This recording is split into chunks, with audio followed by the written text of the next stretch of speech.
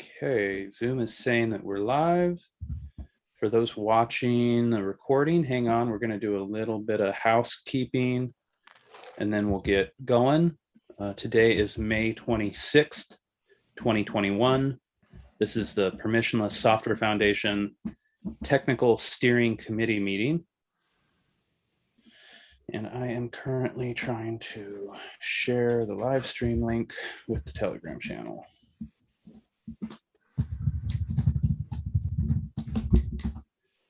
Okay, the YouTube link is posted to Telegram. Okay, let's go ahead and get this started. Let's do a brief round of introductions. I am Chris Troutner. I founded the Permissionless Software Foundation with a few other people and been working to grow both the community and the technical side of things. And we're here today to discuss the technical side of things.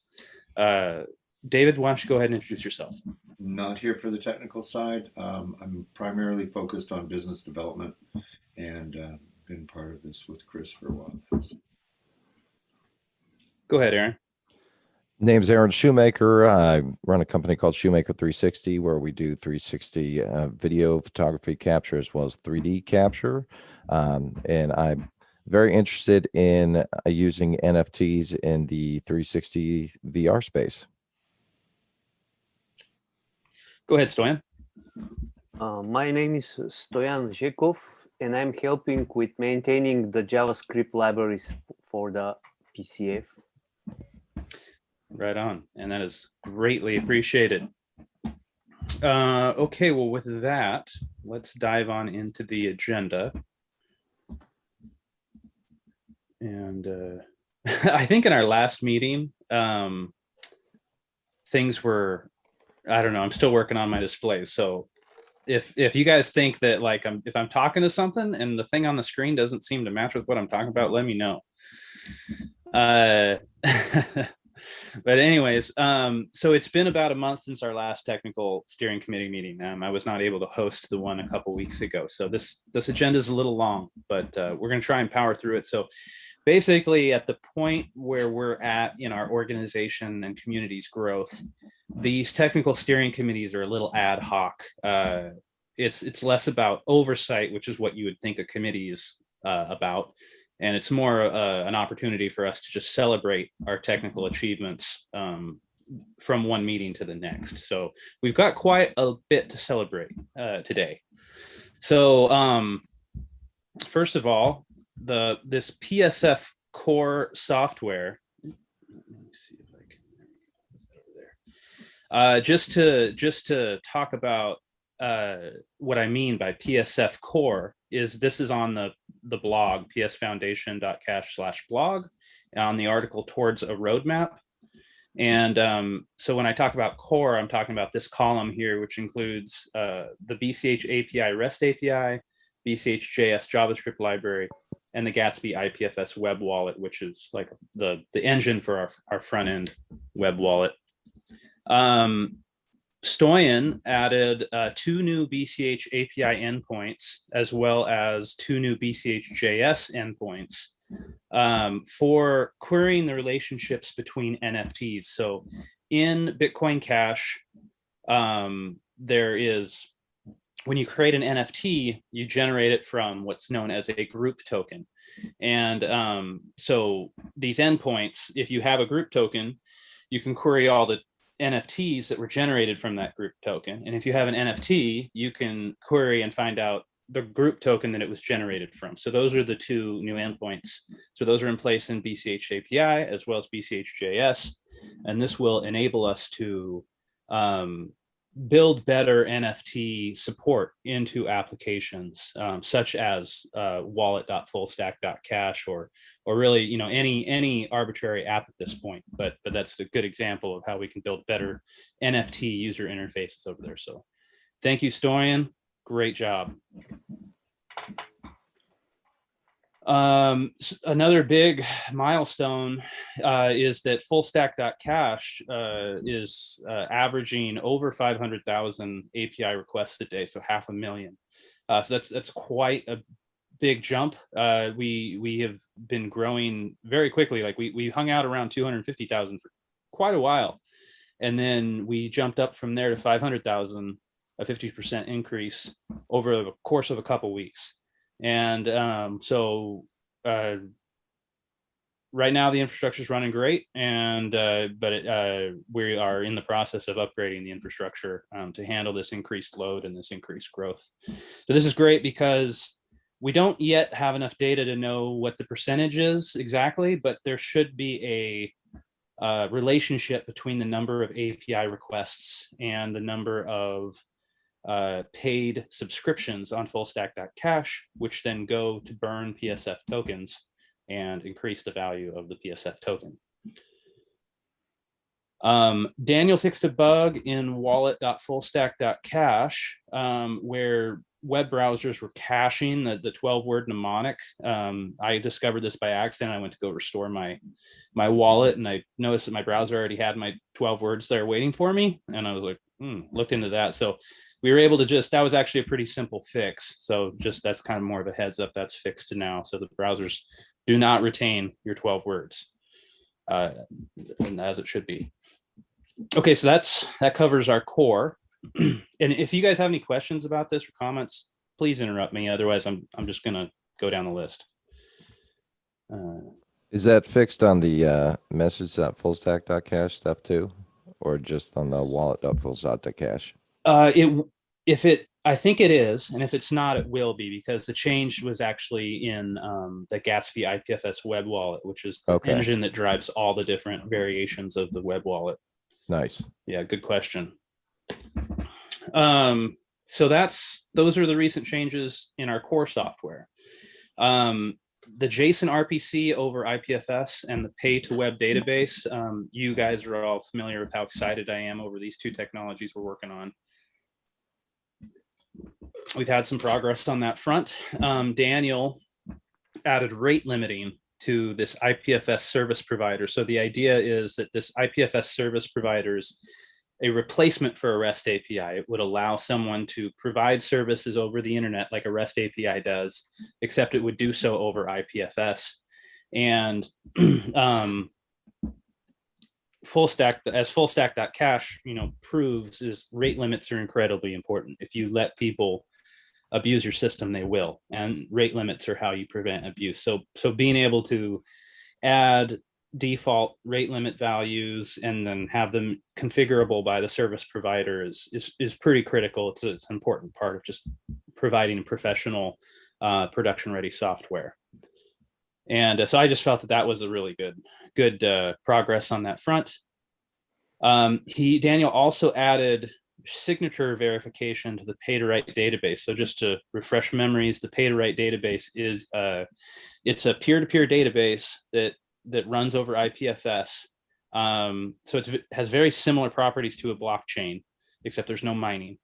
And in order to this particular version of this database that we call pay to write allows anyone to write to the database so long as they submit proof that they've burned a PSF token. And there's a sort of corner case where someone could burn the PSF token, but then someone else could be monitoring the network and essentially front run them and use their proof to write their own data to use somebody else's proof to write their own data to the database. So this signature verification solves that potential problem by verifying, like, it's one extra step where when someone submits proof, the database verifies that they also submit a signature. And so the database can show, not only have they proven that they burned a token, they've proven that they own the address that burned the token. So it prevents this potential ability for someone to front run them.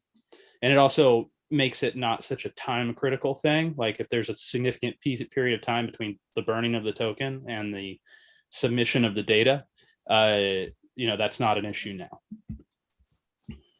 So pretty excited, steady progress on that. Still theoretical. We're still working on, pragmatic applications that people could get excited about.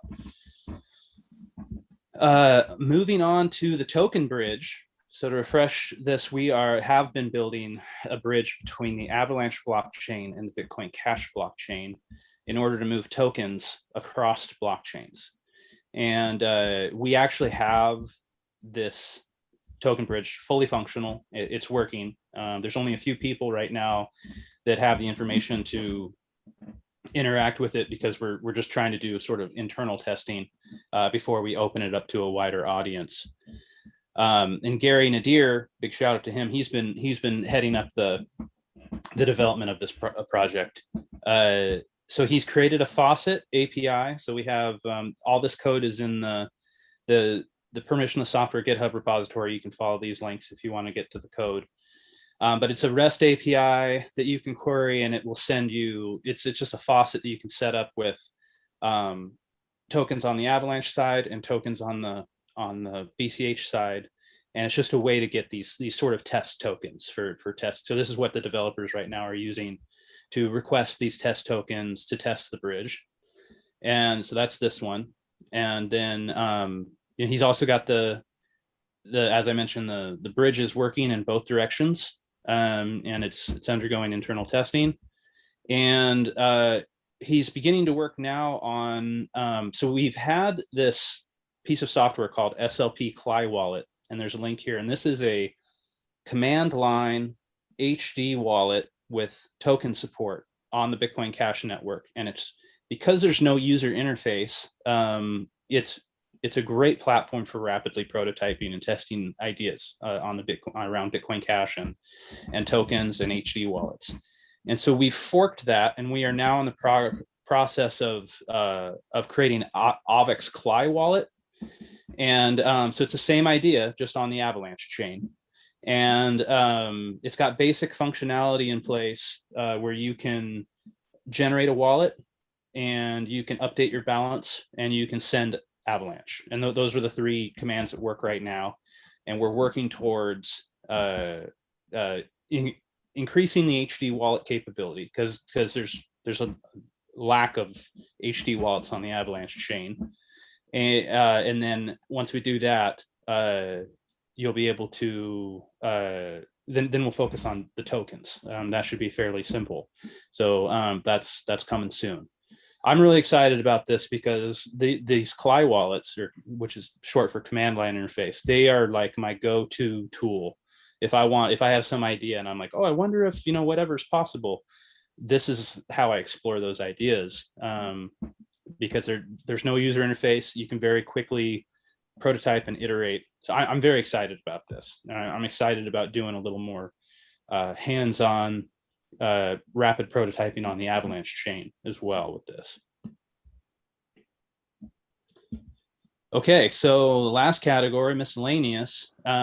We've done a few specification updates, and so I gotta give a big thanks to you, Aaron, for inspiring me to update this and doing a lot of the heavy lifting and legwork there in terms of the research. This mutable data specification is vastly improved from where it was. It's much clearer, and I think it's going to have huge repercussions in this industry in terms of sort of cracking the nut in terms of how do you point at mutable, which is changeable data, from an immutable token. And so the sort of some of the canonical use cases is token icons. There's still no good way to submit a token icon for SLP tokens.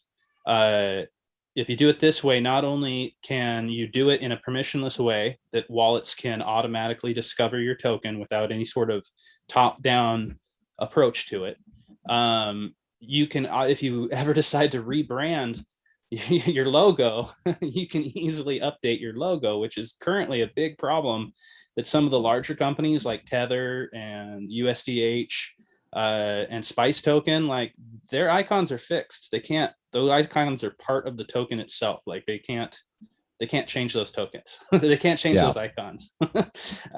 So that's a nice thing. But there's much bigger implications here in terms of like a video game character representing them with a token, with an NFT, a video game character whose stats could change over time, or a piece of artwork that will have certain immutable qualities that never change, but then also have other mutable qualities that do change, like the ownership.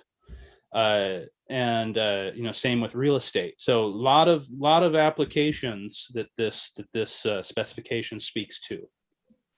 And it's a generic specification, so this should work equally well on the Avalanche blockchain and the eCash blockchain, and probably a whole lot of other blockchains. It's sort of a general approach. I was looking at Avex Tokens, though. The only difference is they have a place to put information, like a URL and hash and stuff like that, but the SLP has two places. They have the transaction hash or transaction ID and the document URL. So I think we'd have to change a little bit or find a way to put in two things in the Avex when they're creating their tokens. That was something I was looking over last night that I saw that was different from the SLP model. Yeah, that's a good point. One option that's always available is the memo field in the Genesis transaction. That's sort of that would be a place where this could go. Yeah. But yeah, I'm sure there's other things as well. Yeah. And then last thing on the agenda here is this consolidating coin join specification that has also been updated, mostly to reflect the progress that has been made with the JSON RPC over IPFS. The initial version of the so coin join is a way to add privacy to financial transactions. And when the specification was first drafted, it anticipated something like the JSON RPC over IPFS, because the difficult part of a coin join is not the actual transaction, it's the coordination of the people involved in the transaction. And so it needed a robust way for all these parties to find one another and then coordinate and collaborate on building a transaction. And so mostly that specification has been updated just to reflect the software libraries that have been developed around the JSON RPC over IPFS. So if anybody wants to check that out, we're not going to move super fast on this coin join idea, but it's definitely on the radar for the PSF. There's a lot of interest in seeing it developed on all the different blockchains. This works on any UTXO based blockchain. So eCash, BCH, and Avalanche can all leverage this specification for adding financial privacy. Awesome. Yeah, and that concludes the agenda.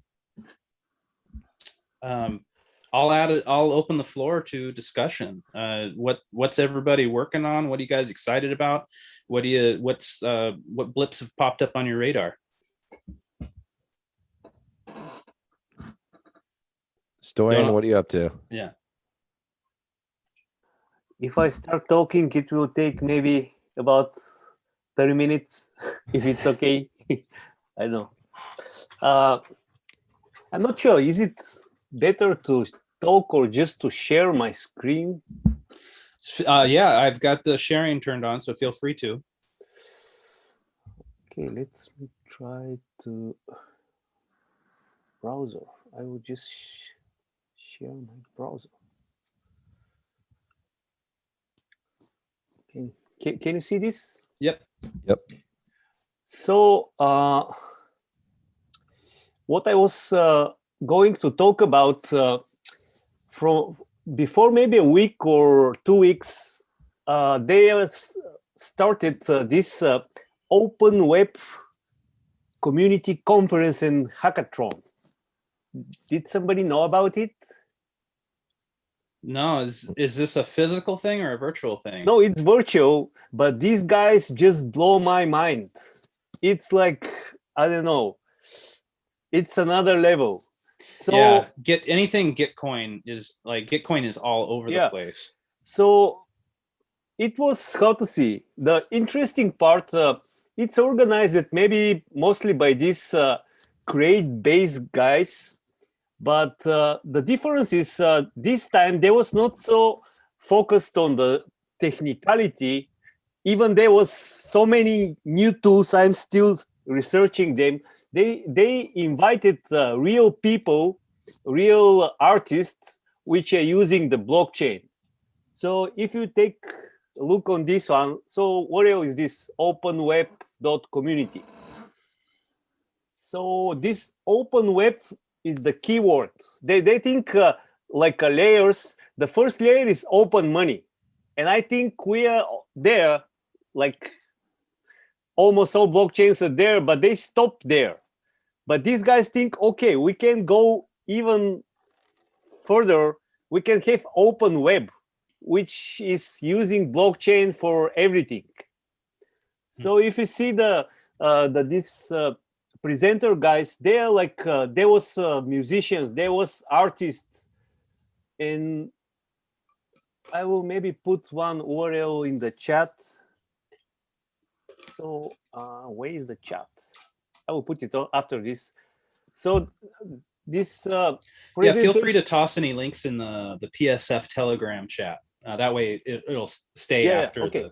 So this on this crowdcast, the presentations are there. It's like 10 hours of gems. It's like, I don't know. It's like I still looking on these things, but what these guys how to see huge on NFTs and DAO. It's like, I don't know. Great. So I never heard before about this Near protocol. You know them? I just heard about them like literally yesterday, and I know almost nothing about them. Yeah, but they do seem I to be coming up in a big way. But these guys are how to see. Their blockchain is pretty good. It's maybe close to Avalanche because it's a proof of stake. They have smart contracts. They have sharding. So fees are like I don't know, minimal, very, very small fees. So it's great. But most of what was good, I think they had a lot of standards. So the stuff that we are talking now, they already have a standard.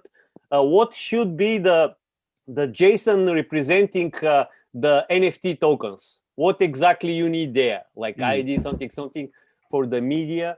They have standards for everything. They already have a bridge built between Ethernet and their chain for transferring NFTs, not usual tokens only. So the media will go also, will be acceptable on the Ethernet chain too. Cool. And yeah, this was, so if you take a look on their repository, it's like full with standard stuff. Cool. Yeah, love standards. This is great, Stoyan. And during this, so this Near protocol was the first gem I discovered. They have a lot of standards. This also on the storage topic. We was talking just before with this pay to write database.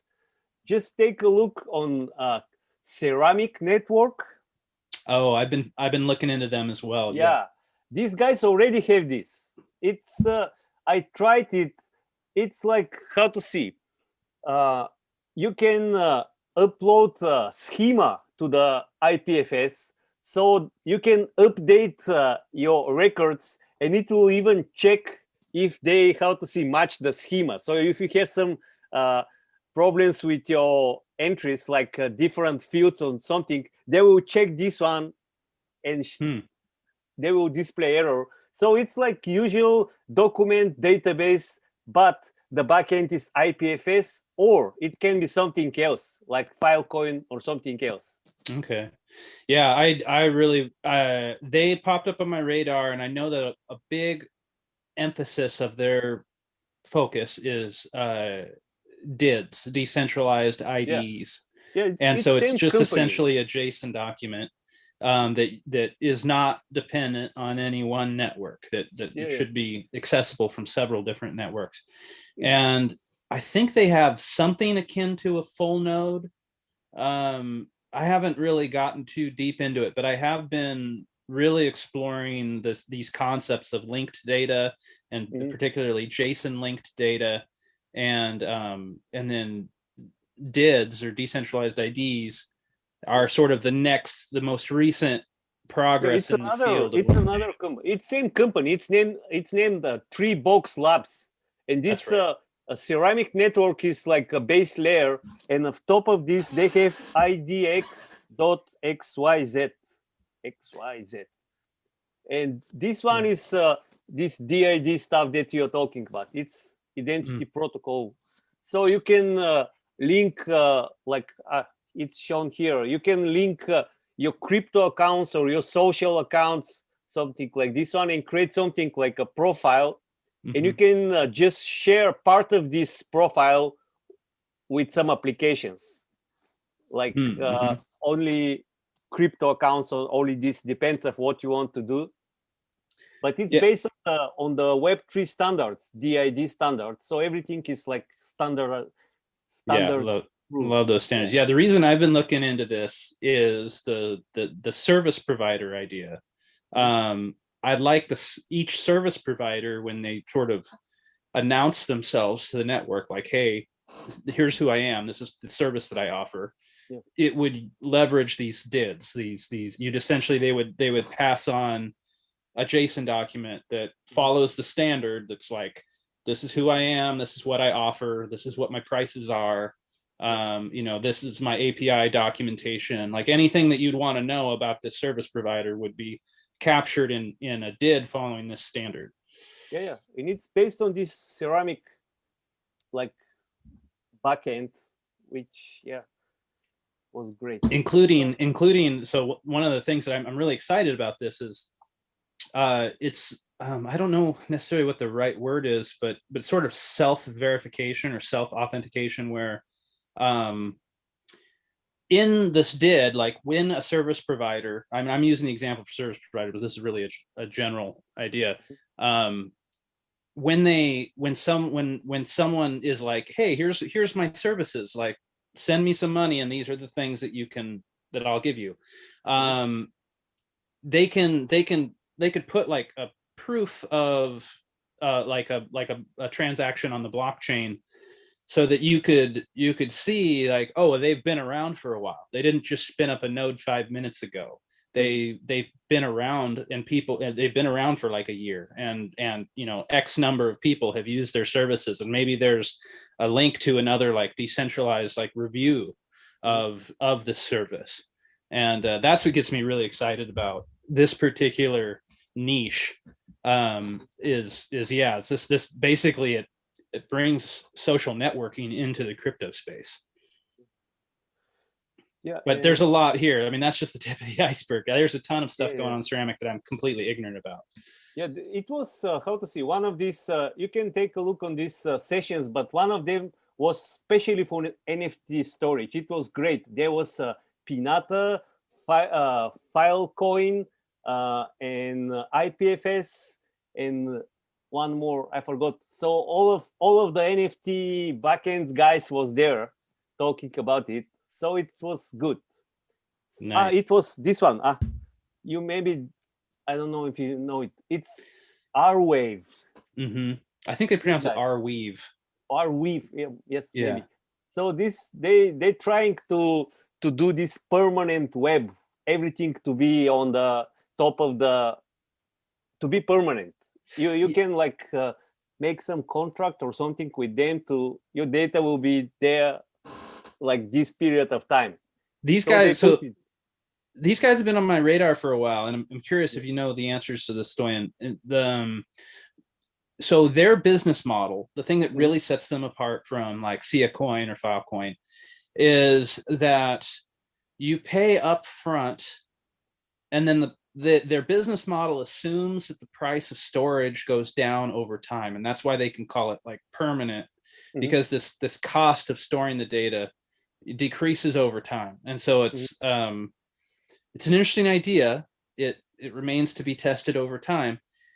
And I haven't been able to spend any time trying to answer the question, but the question in my mind is, what about redundancy and repairability? Because one of the things I really like about PowerGate software from Textile that runs on Filecoin is that they have this baked in, this idea of redundancy and automatic repairability. So that if I have the same file stored with more than one miner, and the miner goes offline, the other miner, it'll automatically find another miner and repair or restore the file content. And in this business model, I don't know. I'm just ignorant. I'm not saying they can't do this. I'm just saying I don't know how that jives with this business model of theirs. And I'm just curious to find the answer to that. I'm not sure what they're using. Maybe they're using something like textile. This textile also was they creating specially for this hackathon this near dot storage. It's how to see. It's a new textile service. It was specially provided for this near protocol, but you can have all of this thing that you're talking about just with these lines of JavaScript. And I think they may be providing some services for these R-Wave guys. They don't maybe use the pure IPFS. I think everybody recently is trying to do like one more was NFT storage. I think I told they used recently some mixed like backends because only IPFS maybe is not enough. So they're trying to use also Filecoin in this mix. Right. Yeah, that's essentially what, if you Powergate, the idea behind Powergate is based on the idea of like IPFS is hot storage and Filecoin is cold storage. So like a tape drive slow, and so Powergate is, I believe that's all what's running NFT.storage. And I believe that's all being directly subsidized by Protocol Labs. But that's essentially what it's doing is, like if say NFT content is just sitting there and hasn't been requested for a period of time, it'll move that content to Filecoin to free up the hot space. But then if someone makes a request, it'll really quickly retrieve it from Filecoin, load it onto IPFS, and then it can serve it. So it's essentially I don't know, what do you call that? Like the CDN essentially. It will be good if they make BSH.storage for us. They already have this near storage, so yeah, why not make us like a little JavaScript library? You can use it directly like this one. Yeah, I know. I don't know how it would be possible to get a little love from the IPFS. I mean, a lot of people there are starting to pay attention to the permissionless software foundation. So I think if we just keep doing what we're doing, we might get a little love like that. So other one was this Mint base. This was maybe created by these Create Base guys. So it's pretty much like a NFT marketplace. But maybe I get the too hot one, some girl, but maybe you don't care.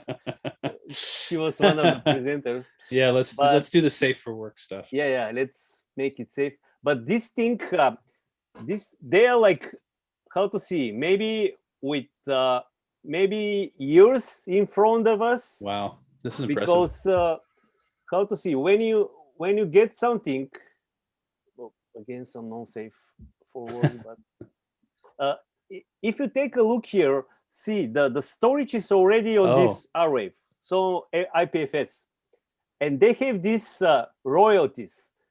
Nobody don't have royalties. Do you know what is this even? Or it's first time I ever heard about it. Like I've heard about the idea. I've never seen it implemented. So yeah, this is fascinating. Every time when somebody like sell this NFT, this thing will go to the creator. So how to see? It's not the people who own it, but only also the people who created this thing. So do you know, are these rules, are they in a smart contract or yes, it's smart contract. They most of their NFTs like a smart contract, and it's very interesting. It's not Solidity. They're using assembler. What was this scripting language very close to JavaScript, like assembly script or Rust. But the final binary is WebAssembler, WASM, and they upload this one to their blockchain. So, but this is the smart contract. Even the marketplace is smart contract. Everything. Wow. You can I'm curious, what's the mint base?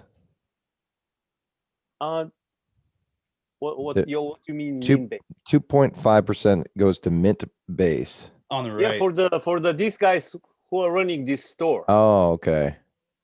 Yes, but you can you can run this contract by yourself. So you can have the same shop, and then you can have 1% for you on everything. And this you can split also the revenue between the people. You just create a little DAO here, which several people can own different percentage of this one, and when somebody sell it, they will get different percent of the total revenue. Depends of how much they, for example, purchase it in the beginning or something. So Yeah, we don't so have to think of this still. am I right in thinking, so the NFT here is held by a smart contract, and so NFT when you is a smart contract. It's like Ethereum, the same one. So it's like a small program which is have decided methods which you call like get balance and something. So, but everything is open sourced on their repository, and they have standards for Sweet. it. Oh, this is cool. This is definitely Yeah. worth checking into. Yes, and I'm gonna have to take a look. other good. So I told you they're huge on NFTs, and they're huge on DAO. Like this thing here, for example, Sputnik.fund. Maybe some Russian guy made it because it's main satellite in Russian. But you create some DAO, you fund it, and when you create some proposal, like this is mine, I don't know why it's still here, but when you when these guys, when they vote for this proposal, it will automatically pay. So everything is like automated by its contract. So there will be no, okay, we will not give you your money. You make a proposal, these guys start voting. When everybody votes, you get the money. So great. Yeah. It's nice that the trustlessness in that is very nice. And you can have this kind of DAO, for example, you can buy NFT. It's very expensive, right? So you split it between the people, and you can buy it, and you will own just a decided percent of this stuff. So next time, I've heard of this. I've heard of DAOs purchasing expensive NFTs. So this is how they're doing it. This is how they're pooling money to purchase an NFT. So and everything is smart tokenizing it contract among here. the members. Very cool. This and and these are that's exactly the type of application that I think is more appropriate for a smart contract than an off-chain piece of software. So much of the software I see going on chain on Ethereum is like just doesn't need to go on chain. There's like either there's nothing to worry about in terms of trustlessness, or they're just essentially using it like you would use a Mongo database to just change state around. And there's nothing inherent about most of the applications on Ethereum that actually need to be on Ethereum. But like this is a great example of, hey, we're all going to pool our money and we want to know that we're not going to get screwed. And that's a great application for a smart contract. Yes. Yeah. So in here, you can go here. There was it was like presentation by musicians, how they using NFT. For example, one of the musicians, she was not technical at all. Like her communities are not techies. They're like usual people. So she was talking how difficult it is to tell them what is NFT, in fact, and how they can use it. But they just blew my mind with ideas. Like there's something, if you're on music, I don't know, there's something named async or something, async music. Like you can create this one, async.art music. You can have a NFT group, which will be like your main theme, but anytime you purchase some child, it will, how to say, change a little the beat to be just your music. Yeah, You to watermark it. yeah. And nobody else don't have this beat. Only the guy who own this NFT token. Yeah, you have basically have a very unique version. Yeah, yeah. This is essentially, this goes right to sort of this big O problem with trying to encrypt payloads with NFTs is, and I've been thinking about this too. I think the only way to accomplish this really is with a smart contract, where only the smart contract has access to the unencrypted original piece of art. And then anytime someone buys a, an instance of the art, then it encrypts it or watermarks it, and then it doesn't necessarily need to encrypt it, just needs to watermark it. Yeah, but it was not like this girl, she was talking that even before there was MP3s on the web, right? You can download them. And even now, everything on IPFS is free, right? Why people will purchase NFT? And she was talking, the main purpose of NFT is something more than just a media. Like if you purchase like this original NFT, you will get how to see, VIP access to this directly to this how to see, musicians. For example, you can go on his concert, like you will be the first who will get the tickets, or you can meet her or something. So it's not about the media. That's why it's not maybe so much about the encrypting the this music file or this image. It's how you can make services around this art. Like for example, you can provide I don't know, additional something. Right, exclusivity. I've heard it. It's all about exclusivity, but I like the idea of the focus on services, or maybe the combination of exclusive services. Because see, the media itself, you want everybody to hear this music, right?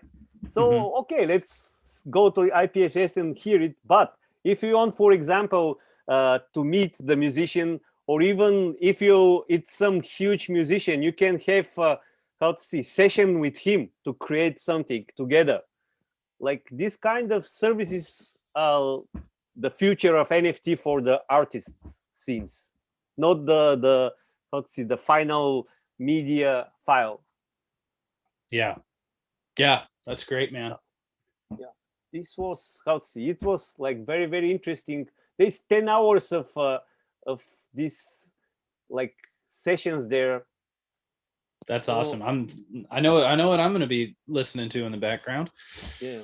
Well, like to piggyback off what you're saying, Stoyan, and what it sounds like they're doing with these NFTs is more than a watermark. It is changing the synthesized sound. So like, say I make a chord and I have a 4-bar measure and I've got 4 chords on that. If I change the synthesizer, which goes through when I sell the NFT to you, you're going to have a different version than the next guy. So if that can create unique versions of this song that's completely unique to you and completely unique to me, just because my version runs through a Mini Moog and your version runs through a Prophet 6 emulator. And so, and then another thing on top of that is in the music industry, we have what's called stems, where instead of exporting a stereo left-right image of the audio track, you export every individual component. And so people can remove and add components as they want. And so like channels. Yeah, essentially. And then so you could, as a musician, you could essentially sell your stems as child NFTs of your song's group NFT. Yes. So for example, to have more like drums, if you pay something, or to have more something. Or say somebody wants to remix or stuff like that. They're already using stems anyways a lot of times, but sometimes they're not always easy to find. Well, now here's a way to break up your song and sell it piece by piece. So if I'm just trying to remix and I want to put a new beat over top of everything, I can drop the beat off and then I can put my own beat on there and make a remix, very easily. Yeah, Also, that's cool. this was for the musicians. For artists, it was great to create like a complex images from a small pieces. So the whole image is one NFT, and if you purchase some child, you will have like some square there, which you can write your image. So if you like pay more, you will have bigger canvas. Like, or so yeah, that's interesting. There was what was that one where you can buy an individual pixel? This was done, I think, on the BCH blockchain. Maybe you already somebody done it. Yeah, but no, that's a great idea to then have that be an NFT where you could actually you could actually, where each pixel is an NFT, or like the I'm thinking of like the Beeple artwork, which was that's what they did. It was a bunch of small bunch of different pieces of artwork put together in one big piece of artwork. Yes, yeah, that's interesting. Yeah, there's a lot of applications, and it's really cool to see what people are coming up with. Yeah, the big question in my mind when I look at all this is like what's on chain and what's off chain. Like how much of this is like application specific and how much of this is, the smart contract. And I just need to look at it to answer that question. But that's always the thing that's in the back of my mind. Yeah, I think people, like you said, are very quick to go, I could put this on the chain. Let me do it, and without asking the question, does it need to be on the chain? Yeah, that's one of the biggest problems with hype is like people don't understand where to draw the lines, or even that it's a good thing to draw lines. So like as an investor, if someone was looking at anybody who talks to me about anything about putting money into the crypto space, that's one of the first questions I'm always like, why are you using a blockchain? Yeah. Like you really need to honestly ask yourself that question. Yeah.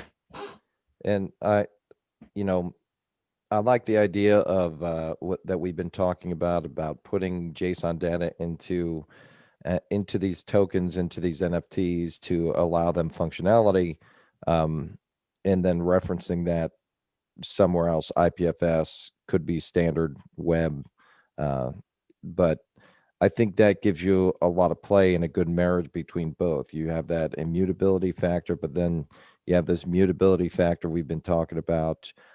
Could be an entire program, but then you have the ability to go in and change that program, and that token then gives you access to that program or that information.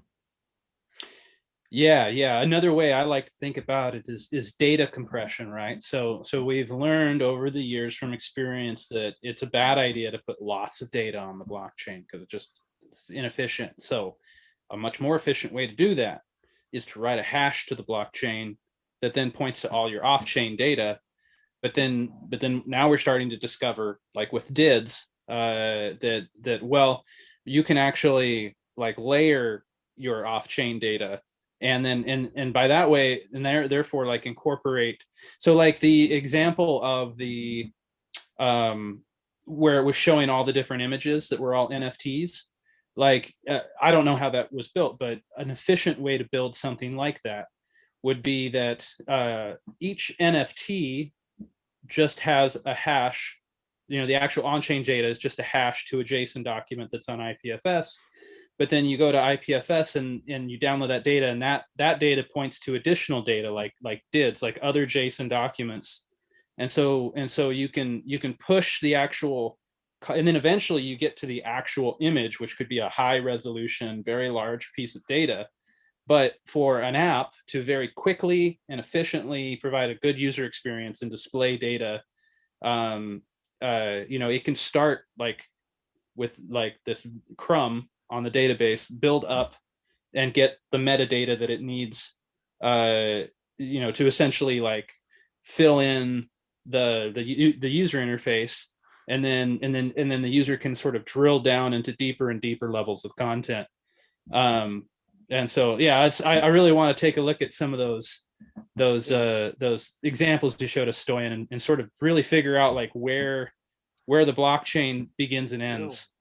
Yeah. This ceramic stuff, they have like this kind of organization. You can read it. They have something named index, which is the bigger level, which is pointing to records, which are pointing to something else. And yeah, exactly. You just point to the latest from these records. So for the user, it's looking like you're updating the same record, but it's not like this one. It's just another version again on the IPFS. It's right. like linked list. And this is the idea behind linked data as like a broad concept. The broad concept of linked data is that if everybody follows these standards and these schemas, then you can get incredibly sophisticated user experiences that are highly performant, because the software can actually figure out on the fly, just in time, like what something is, how it's related to other things, and what it should do with all these things. And because all of that's described in the schema that's in these documents, so it's like you can just very quickly, you know, the software itself can very quickly sort of like, oh, you want to do this now? Okay, well, let me figure that one out. And it just sort of, all the links between the data, you know, just sort of tells the machine like, okay, like if you can do a lot of what's the word, like emergent behavior, where like you didn't necessarily program it to specifically do this, but it can do it, it can figure it out on the fly, and then you can get some really incredible experience. Yeah, that sounds awesome. Just as a general concept, I mean, that's really like what I just described is like the ideal goal of linked data that, you know, is very rarely realized. Well, it seems like there's a lot of work to be done, and a lot of bridges to be built between people like that are doing this in the space. And looking at these other examples that Stoyan is talking about is great, you know. And I find it hard to keep up sometimes with all the stuff that's out there. You know, it's a lot. Definitely. And Stoyan, thank you for presenting all this information, because that's just it. Like that's a whole lot of legwork that we don't have to do. We are now educated because you've taken the initiative, and then you've brought it back and communicated it to us. Yeah. Sometimes it's just even hard to find that stuff. And the fact that you found that and you're able to drop that in the chat and say, here it is, take a look at it, you know, that saves a lot of time right there. So maybe, I will put maybe the links. I don't know. It's good in this maybe Telegram chat, or where will be? Yeah. Feel free to drop any of those links in the Telegram chat. Just be like, this is what we talked about in the video. I mean, thankfully this is being recorded, so we can get to them that way as well. That's a mind blow, man. I mean, I've got my own ideas, and as an organization we work on our own ideas, but this is so helpful because it's important that we stay cognizant of what's going on, you know, not just outside of our group, but outside of our blockchains. You know, like a lot of these ideas, they translate. It doesn't really, they're not blockchain specific. They're just being done on a specific blockchain. And no, I mean, I was always thinking how we can do this with the blockchains we're using, not to start using their blockchain. Yeah. But it's, how to see, it's good to have it implemented. And I told you, they have a whole repository only with documentation, standards. So if you can store this stuff and do this close to these standards, we can exchange after these NFTs with this newer protocol or Ethereum or Avex. It will become like huge circle. Yeah, definitely. This interoperability layer, and like to get back to the linked data, that's the promise of the linked data. Is like, in fact, I'm just about, it's on my list of things to read today, is Protocol Labs has this new tutorial, or at least new to me, on their link. They have a system. The IPLD is their IPFS linked data, and they have a system where, like, I think any of us who have played with IPFS, we're familiar with retrieving files with IPFS. You can actually retrieve Bitcoin and Ethereum transactions as long as you know how to format the hash correctly.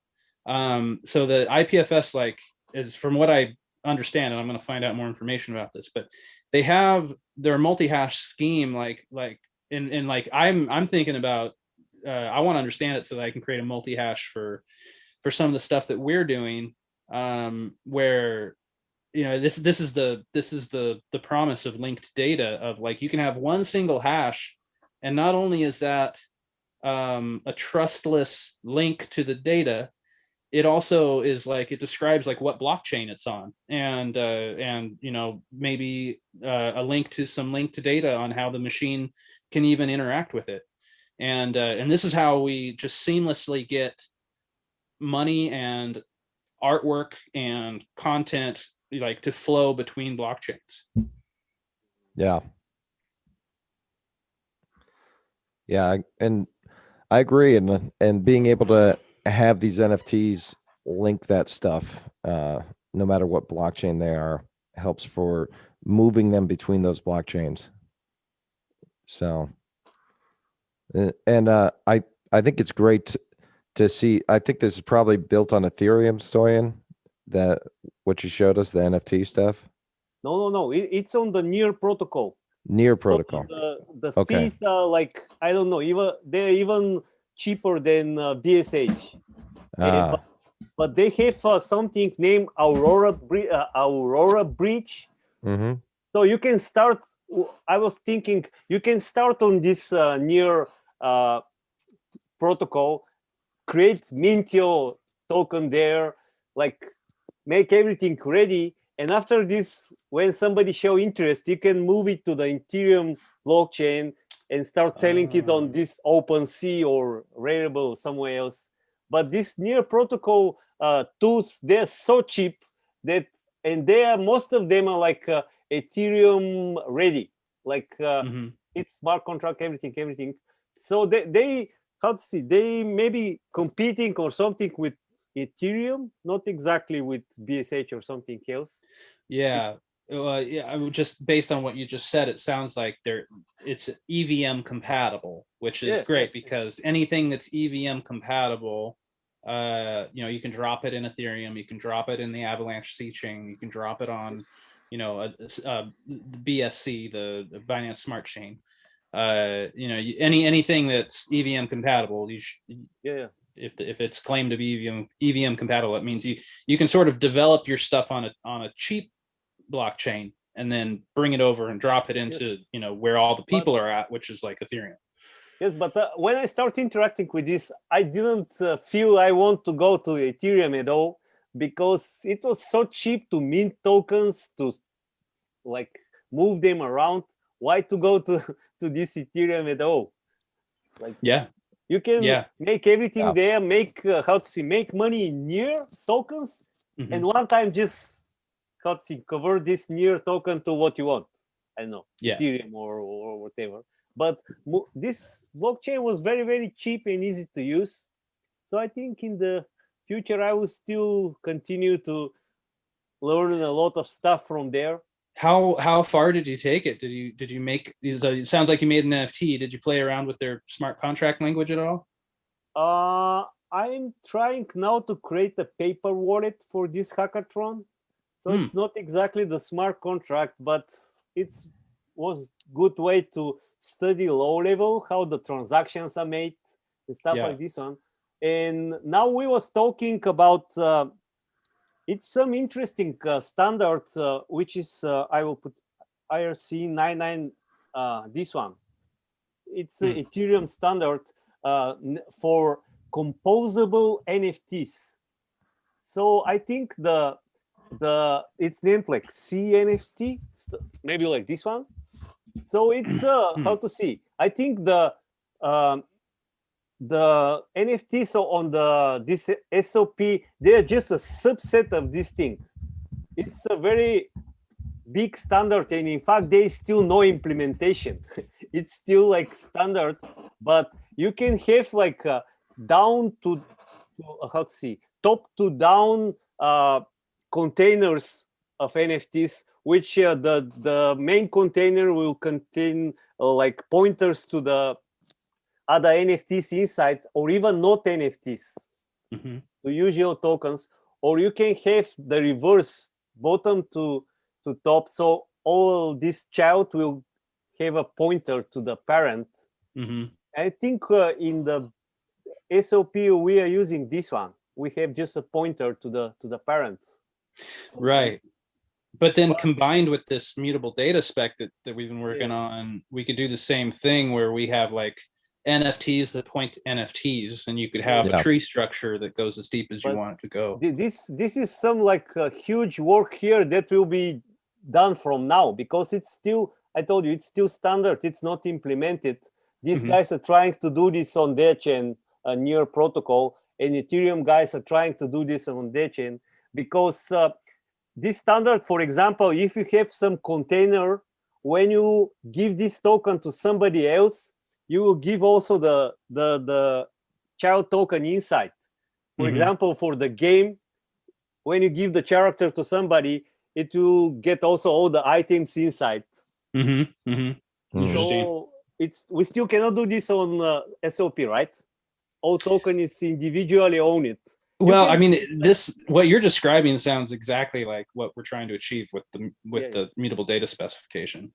Yeah, but Yeah. I mean, this is the, I think, one of the possible futures. So there's a lot to be studied Yeah. from this, and yeah. Yeah. So we was Yeah. talking. Standards are the new academic papers. Yeah. So I was trying in more long term to try this near protocol implementation of this standard, to have composable NFTs on near protocol. They still don't have it. Cool. So I'm not sure how far I will go. I'm still like I know about near protocol from a week. Yeah. So- Right. I know. So I don't know where it's been, but I know it just Yeah. it popped up on the like it just popped up. I've been seeing it everywhere, just but like they in the have last week. like huge community. I think it's very very broad community, like everywhere. People, projects, stuff like this. They have contacts with all of these storage guys, another chain guys, another artist. I don't know how they recruit so many artists using Mhm. NFT. Never We'll have to seen look into it. real people doing NFT. So speaking of storage, I am in the process of setting up a Filecoin node and a PowerGate instance that then taps into that node. So Right on. the Textile IO guys, they gave me beta access to one of their hosted PowerGate instances, and I played with that a bit, and I really liked it once I got the hang of it. And then I was like, of course, the next step is like, well, I want to run it at home. And so, yeah, hopefully next week, if I'll have, I have like a whole computer just dedicated to Filecoin, IPFS, and PowerGate. And so if you Awesome. guys want to upload data to Filecoin, I'll hopefully have a way to do that. And hopefully, what I want to do is hook it up to one of these IPFS service providers, so that you could go to chat.fullstack.cash and just interact with it, and give it your data, upload data and download data like files to and from. Awesome. Yeah, I was wondering about are you running an IPFS node right now through like the chat? So when you upload a file on chat.fullstack.cache, it's going to your node, or is it going to another node? The app is a node, so The app is a node. It's right in the web browser, yeah. So it spins up a new IPFS node whenever you load that web app. Okay. And then that's how it connects to the rest of the network. I think it's like JS IPFS. Right. How does it make sure that it's pinned?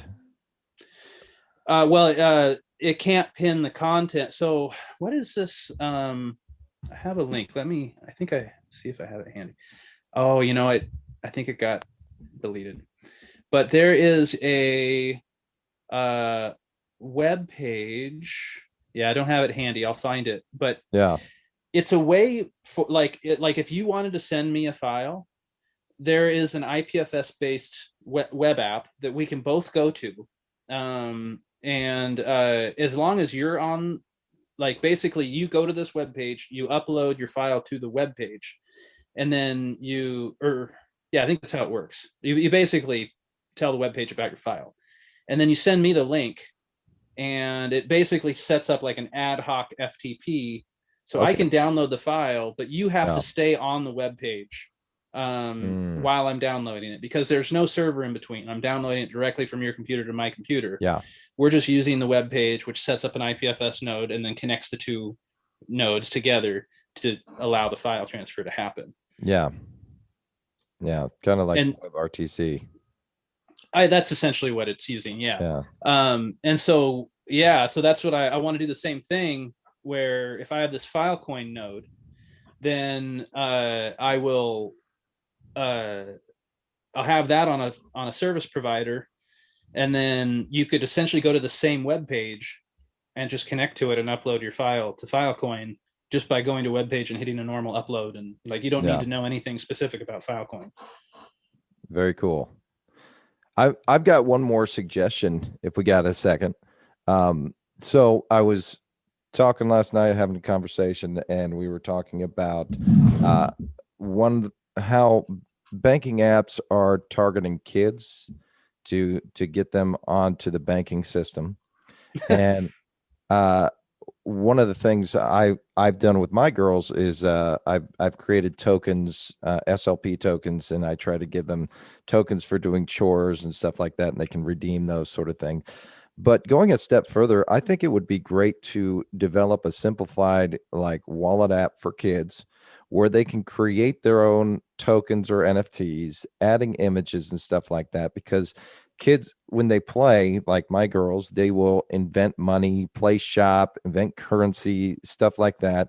And a lot of these kids, like my girls, have our leftover like iPhones that they are basically iPods, right? Mm-hmm. They connect to the internet, they can play games and stuff like that. But how cool would it be for them to create their own currency that they use with their friends and trade back and forth in make-believe? But this is a way of establishing in the younger generations, hey, you can create tokens, you can create NFTs, you can trade these things, and you can have fun with that. Just start use Banano. I've done this with my 3 kids. Do you know Banano? No. Currency? No. Just how to see. It's for kids. It's for kids? I used it for months to pay to my kids. Just go to banano.cc. They have 0 fees transactions. So when you have, it's a meme token. So you can have. There we go. Yeah, you can use one Banano. Rich in potassium, it says. Yeah.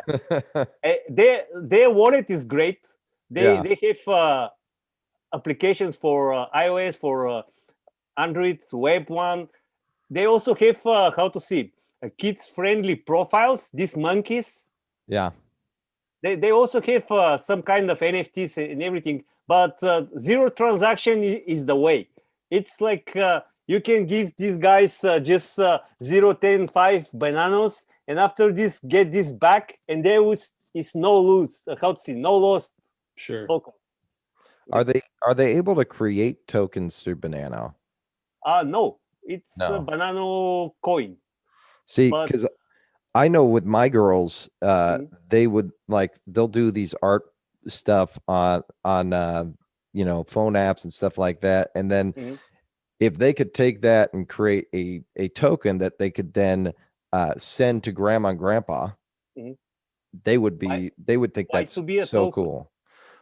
Just to be able to send it that way and share it with their friends, because they have a different idea of what they own and value than even we do, and so if it's, but I mean, why need to be token in this case? I mean, the Banano is to make payments. Yeah.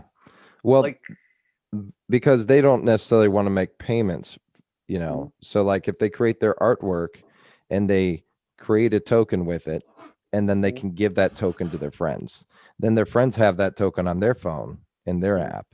And that's something that I know that they would find really cool, where I created this especially for my friend, and they do this already. They use construction paper, they make an artwork, and then they give it to their friends. But this is just kind of a digital form of that. My little girls did a digital artwork. She attached it to something that can be easily sent and shared, and then sends it to her friend, and her friend could then send it to another friend or something like that. And it's not anything of necessarily value to the girls as far as money, but the experience is really fun for them, and it provides that counterfoil for what the banking industry is doing, where they're trying to get these kids into, use our services, kids, you know, and teaching them but some more, of the basics more of that. Hotzi. Well, this is a good Banking could, yeah. This is a good segue into wallet.fullstack.cash, and the next steps that I'd like to take with these NFT endpoints is God, I'd love to see a plugin for the wallet where you could upload a piece of artwork and then it would generate an NFT. Boy, wouldn't that be a slick plugin? Yeah, just right away. I made this already before. It was just Hotzi. The uploading part was, I've done this by Pinata, and just get the hash there and put it in one web form, and it was creating a token for me. That's cool. So yeah, but if you just replace this edit box for the hash with some upload button, I mean, so we've got, right. I mean, everything's kind of, I know you've done pretty much all the work there. We just, that would be another great bounty, Stoyan, if you wanted to actually create a plugin. There's, what is it? There's one specification I need to write, and then I'm going to start updating the documentation on fullstack.cash on how to work with the web wallet, like how to build your own and customize it, and how to do plugins. I don't know if you need that information, but I mean, that would be, I mean, we have the file upload part of it, or you can use Pinata or use whatever, but we just need the UI really. We need to have one more step before this, because now we just get the NFT relations by this API calls that we add, but we don't have anything about the creating the tokens. Like, I know. Right. Well, I think that would be the main thrust of the plugin. Would I mean, the file upload is a pretty simple thing, and so I mean, there'd be two parts to the plugin. I think, like, one would be the file upload, which if you used our IPFS file upload service, that could all happen, automatically. The web wallet can handle that part of it, and then it would get an IPFS URL where the artwork can be found. And then the second part would be, generating the Genesis transaction to actually create the NFT. I was thinking more about the fixing this not maybe the minimal wallet, but to fix the command line wallet with the NFT part. So the web wallet itself will just will call these functions. Like now you have this minimal web wallet. If we just add there like create group and create child calls, not calls but methods, it will then be used also in this SOP client wallet, in another wallets too. If we make it, this is part of the documentation that I need to update, because this is exactly how the plugin architecture is supposed to work, where the graphical part is based on Gatsby IPFS web wallet, and then the actual Bitcoin Cash wallet engine is minimal SLP wallet. And then when you build a plugin, you reference them as peer dependencies, so that you could create just the code around NFTs, and you don't have to like duplicate the code in minimal SLP wallet. You would just reference that as a peer dependency and build on top of that for the actual Bitcoin Cash interface stuff. And then in the actual user interface, you just reference Gatsby IPFS web wallet as a peer dependency, so that you just have to build the user interface part that's specific to your plugin. Yeah. Makes sense. Maybe just creating minimal NFT wallet will be good. One how to see, same Yeah. like minimal SOP wallet, but minimal NFT wallet, and create like a npm package from it. So yeah, it that's can be used. totally right. Yeah, it can be used inside many wallets. Yeah, It will that's just exactly contain right. 2 or 3 functions like create child, create group, delete child, or I don't know. Yeah, that's exactly the architecture. So like in minimal NFT wallet, you would require minimal SLP wallet. Yes. In the package.json, it would list it as a peer dependency. And then yeah. So then you just have to write only the code that's specific to, the new feature that you're adding. Yeah. Maybe then we can start working on this one, minimal NFT wallet before the web wallet. Yeah. And then once we have the npm package, you could bring that into the Cli wallet to to do rapid prototyping. Yes.